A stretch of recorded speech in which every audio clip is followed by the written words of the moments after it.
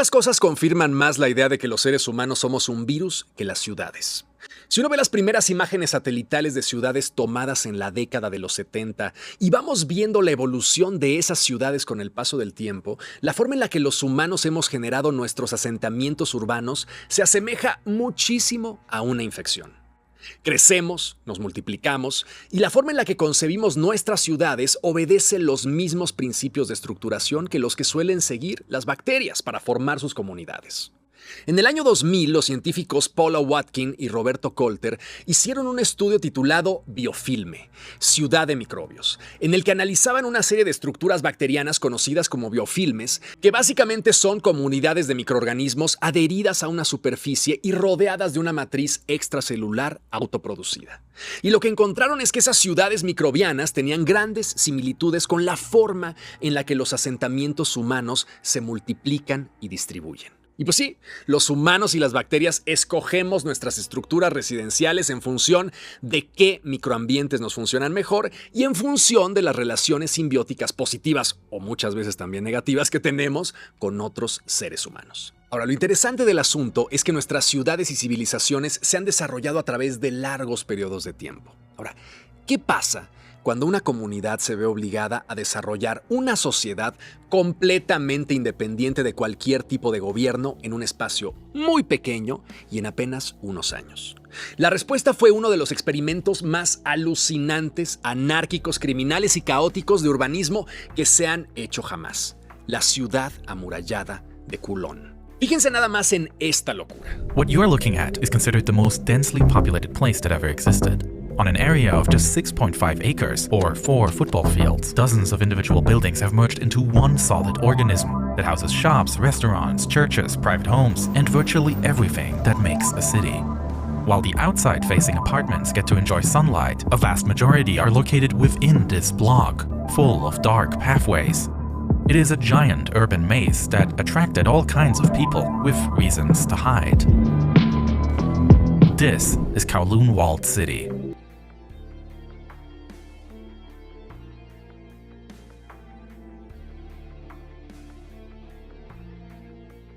Ahora, para entender cómo demonios surgió una ciudad así, tenemos primero que entender uno de los desmadres políticos más interesantes de nuestros tiempos: la historia de Hong Kong. Resulta que Hong Kong era una zona pesquera al sur de China que tenía una posición bastante privilegiada en cuestión de rutas comerciales. Hasta que en 1842 los británicos se anexaron esa isla por sus pistolas. Vamos, un comportamiento muy occidental de su parte. Y se anexaron Hong Kong porque los pinches británicos habían descubierto que venderle opio a los chinos era un gran negocio, tremendamente redituable. Y cuando el comisionado chino Lin Seishu decidió confiscar varios cargamentos de opio en la ciudad de Cantón y bloquear las rutas de opio de los comerciantes británicos, Inglaterra se enojó y respondió con sus tropas, desatando lo que se conoció como la Primera Guerra del Opio, así como lo oyen. Esto es como si los del cartel Jalisco se enojan porque Estados Unidos no quiere que le manden narcóticos, y entonces estos cuates mandan a su ejército y no solo ganan la batalla, sino que se anexan Miami. Pues eso fue justo lo que pasó, y los narcobritánicos no solo restablecieron el comercio de sus rutas, sino que firmaron el famoso Tratado de Nankín, en el que los chinos le cedían el control de toda la isla de Hong Kong a perpetuidad. Y luego, no conformes con esto, hubo una segunda guerra del opio en donde los británicos, además de a Hong Kong, se anexaron la península de Coulon, que está pegaditita a la isla de Hong Kong. Ahora, en Coulon había una ciudad amurallada que se había construido en el año 1100 y las autoridades chinas establecieron en esa ciudad amurallada un punto de control para supervisar un poquito la actividad de la zona. Vamos, querían tener una presencia militar china visible cerca de la nueva colonia británica de Hong Kong. Y esto se pudo hacer porque el convenio para la anexión de la zona de Coulon, ya sé que suena a culón, pero es Coulon, excluía la ciudad amurallada, lo que permitió mantener a China sus tropas ahí. Pero como no había mucho que hacer, los 700 soldados que vivían en la ciudad amurallada comenzaron a desbandarse poco a poco, dejando la ciudad en un vacío legal, porque no era británica y a los chinos ya no les interesaba como punto estratégico de control. Luego vino la Segunda Guerra Mundial y Coulon se convirtió en el hogar de todos los migrantes y bandas ilegales que trataban de escapar de la ocupación japonesa. La ciudad se quedó sin murallas porque los japoneses usaron las piedras para ampliar un aeropuerto que estaba por ahí cerca, pero la ciudad continuó funcionando como refugio. Luego vino la Guerra Civil China y luego la Revolución Cultural, y Hong Kong se llenó de refugiados que venían huyendo de todos esos conflictos. Y los que no conseguían asilo legalmente en Hong Kong se ocultaban en la ex ciudad amurallada.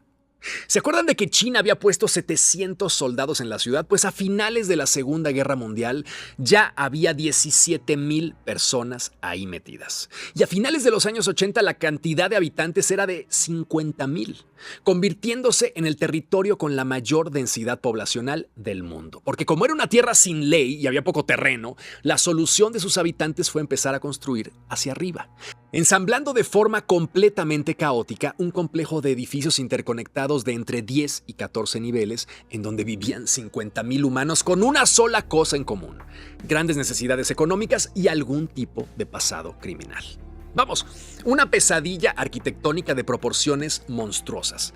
Para que se den una idea, la ciudad de Kowloon tenía aproximadamente 350 edificios irregulares, con cimentaciones deficientes, nulos servicios públicos y en los que vivían 50,000 personas en espacios departamentales de aproximadamente 23 metros cuadrados. Ahora, como los callejones de la ciudad solían tener 1 o 2 metros de ancho y eran tremendamente inseguros, la gente solía cruzar de edificio a edificio por las azoteas que estaban repletas de antenas de televisión, de tendederos, de tanques de agua y de basura. Y eventualmente la ciudad sin ley comenzó a ser conocida por su crecimiento similar al de un ser orgánico monstruoso, pero también por sus salones de opio, sus traficantes de cocaína, sus casinos, sus prostíbulos, sus famosos puestos de comida en los que se servía carne de perro y también por sus grandes falsificadores de documentos. Eso sí, curiosamente Kowloon también era famosa por la cantidad de dentistas y otros profesionales de la salud que al no poder permitirse renovar su licencia en Hong Kong, se instalaron en Kowloon, donde ofrecían sus servicios a precios muy económicos, lo que convirtió también a la ciudad en un centro de turismo médico para los más desfavorecidos. Fábricas de artículos de lujo falsificados y empresas alimentarias no reguladas que elaboraban albóndigas de pescado sumamente famosas y dumplings para los lujosos restaurantes de Hong Kong encontraron ahí también un lugar propicio para prosperar. Vamos, era lo más cercano que ha tenido el mundo a una fantasía cyberpunk. Ahora, después de 40 años de anarquía, en 1987 los británicos y los chinos dijeron: cabrón, como que esto no está del todo bien, y lo dijeron no porque la ciudad causara grandes problemas, sino porque aprovechando que los británicos tenían pensado devolver Hong Kong a China en 1997, decidieron de común acuerdo poner en regla todo aquello y demoler la ciudad. Y al más puro estilo de los gobiernos totalitarios le dijeron a la gente: ¿sabes qué? Todo terminó y vete encontrando un nuevo lugar para vivir. Finalmente, en 1994, la ciudad de Kowloon fue demolida y reemplazada por un apacible jardín público llamado Kowloon Walled City Park. Ahora, podemos ver este experimento anómalo de dos formas. La primera es desde el amarillismo de ¡qué barbaridad! Una ciudad de delincuentes, traficantes y malvivientes que logró sobrevivir impune durante 40 años.